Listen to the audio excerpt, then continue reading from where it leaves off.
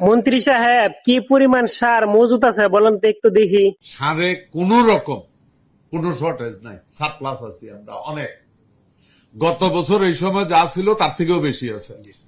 বিশ্বাস করবেন, অনেক জায়গায় ওয়ার হাউসে জায়গা পাইতেছি না, অন্য জায়গায় প্রোটেক্ট করে রাখতে হইতেছে কিছু কর। এত পরিমাণ সার থাকতে কৃষকে 20 কেজির উপরে সার পাইতেছে না।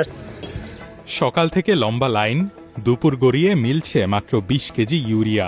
রাজশাহীতে এভাবেই সারের খোঁজে এক দোকান থেকে আরেক দোকানে হন্যে হয়ে ছুটছেন কৃষকরা। আমি 3 দিন ঘুরে আসছি, 3 দিন ঘোরার পর পেলাম যা পাইনি আমি, আমার দরজা থেকে ঘুরে গেছে, আমাকে দেয়নি। আমাকেই দিছিল না, বললাম জোর করে আমি নিলাম, খুচরা 1000 টাকা দিয়েছি। কেজির উপরে সার পাইতেছে না, সার গুলা যা কই নাকি সারের টাকা খায়া লাইছে বোয়ালে। যাই হোক, একটা পরামর্শ দেই, তাদের কৃষি কার্ড আছে তারা এক কাম করবেন, রাত্রেবেলা কৃষি কার্ডটারে পানিতে ভিজে রাখবেন, সকালবেলা খালি পেটে পানি রেখে তো ডাইলা দিবেন, সারের কাম হইব।